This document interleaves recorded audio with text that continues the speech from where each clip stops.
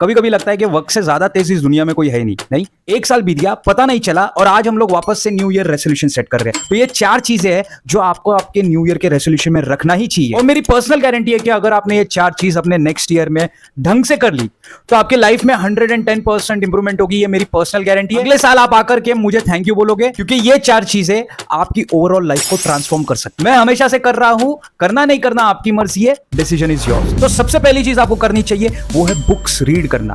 110% important है। आप कोई भी बड़ा आदमी उठा करके देख लो, कोई भी इंडस्ट्री में, वो उसकी फील्ड में लगातार बुक्स पढ़ता ही है। On an average billionaires 40 books year पढ़ते हैं। यहां तक कि शाहरुख खान की भी बुक्स की लाइब्रेरी है, इसीलिए इतने विट्टी आंसर्स दे पाता है। एकेडमिक बुक्स के अलावा 2 टाइप की बुक आपको बिल्कुल पढ़नी चाहिए। एक है बायोग्राफी उस बंदे की जो आपकी फील्ड में सक्सेसफुल है या रहा है, और दूसरी है सेल्फ हेल्प कैटेगरी। इसमें भी पहली कैटेगरी है जो आपकी प्रोडक्टिविटी एबिलिटी को बढ़ाए, और दूसरा आपकी टेक्निकल फील्ड जो आपकी फील्ड के किसी एक्सपर्ट ने लिखी हो। और बुक्स को रीड करने के पीछे लॉजिक ये है कि ब्रेन की एक्सरसाइज होती है। तो पॉडकास्ट और audio books is okay, but मेरे हिसाब से देख करके रीड करना इज मस्ट, क्योंकि बुक्स रीड करने से केवल नॉलेज नहीं बढ़ता है, ब्रेन की न्यूरोप्लास्टिसिटी प्लस आपके बिहेवियरल चेंजेस भी आना शुरू हो जाते हैं। अगर आपको कुछ इंपॉर्टेंट बुक्स की लिस्ट चाहिए या बुक्स पीडीएफ में भी चाहिए तो मुझे बताना, मैं लिंक डिस्क्रिप्शन में दे दूंगा। मेरे पास करीबन 200 से 300 self help books PDF format में पीसी में रखी हुई है। दूसरा इंपॉर्टेंट एक्टिविटी जो आपको सुबह और रात में हमेशा करना चाहिए वो है जर्नलिंग। अब जर्नलिंग में 3 चीज लिखोगे। सबसे पहले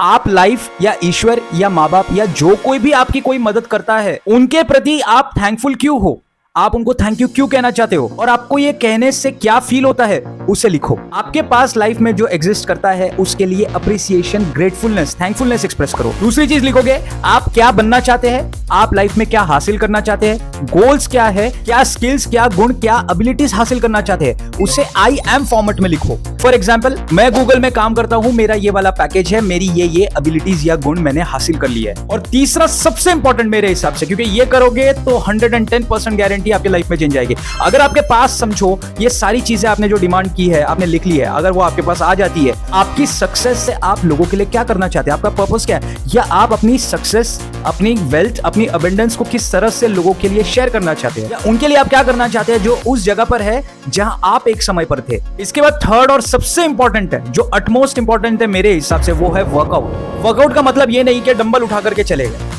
वर्कआउट का मतलब है हेल्थ या फिटनेस के ऊपर फोकस करना, आपकी हार्ट बीट कुछ समय के लिए पंप होना।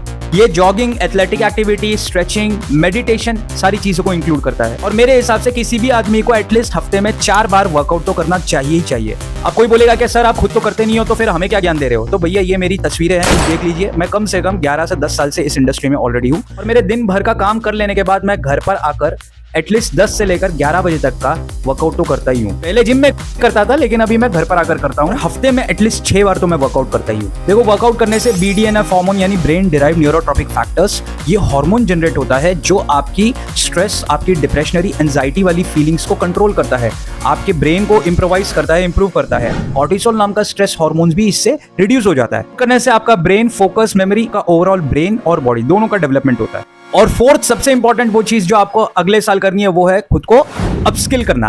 देखो, किसी भी इंसान को अपनी एग्जिस्टिंग स्किल्स को डेवलप करना जरूरी है, चाहे वो उस फील्ड में करे या कोई न्यू स्किल्स डेवलप कर ले। बहुत ही इंपॉर्टेंट फैक्ट है, अगर किसी इंसान ने 1% भी खुद को रोज प्रोग्रेस किया, डेवलपमेंट किया, तो साल के अंत में 37 टाइम्स वो अपने एग्जिस्टिंग वर्जन से ज्यादा इंप्रोवाइज्ड रहता है, इंप्रूव्ड रहता है। और मेरे हिसाब से कुछ ना कुछ नया सीखते रहना चाहिए, और वो जरूर सीखो जिससे सबसे ज्यादा डर लगता है। सबसे बड़ा कब्रिस्तान कंफर्ट जोन है। ये वो जगह है जहां सबसे ज्यादा सपने मरते हैं। लोगों को उनके डर नहीं मार रखा है, कभी कुछ नया शुरू ही नहीं करेंगे, और यही चक्कर में जैसे है वैसे की वैसे ही रह जाते हैं। तो कोशिश करो कि फाइनेंस के बारे में सीखूंगा, शेयर बाजार के बारे में सीखूंगा, प्रोग्रामिंग के बारे में सीखूंगा, टेक्नोलॉजी के बारे में सीखूंगा या सीखूंगी, जो सीखना है सीखो, लेकिन कुछ नया सीखो और अपस्किल करो खुद को। अगर एग्जिस्टिंग फील्ड में हो तो उसमें भी खुद को कोई नई टेक्नोलॉजी, नया अपडेट आए उससे अपस्किल करो। लेकिन कोशिश करो कि ये स्कैम्स जो निकलते कि 1 साल में करोड़पति बना दूंगा, ऐसे स्कैम में पैसे देकर के अटकना नहीं।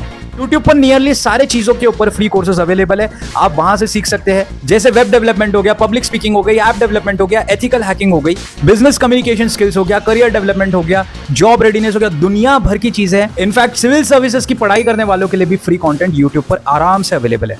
तो उसकी तैयारी भी आप स्कूल या कॉलेज लेवल से शुरू कर सकते हैं। टू एंड दिस, मैं एक ही चीज कहूंगा कि शुरुआत तो सब लोग करते हैं, लेकिन कंसिस्टेंसी इज द की। और आपके रेजोल्यूशन को सेट करने में एक बहुत बड़ी प्रॉब्लम है, जो मैंने इस वीडियो में आपको बहुत डिटेल में बताया है। Good luck and I wish you a very great new year ahead.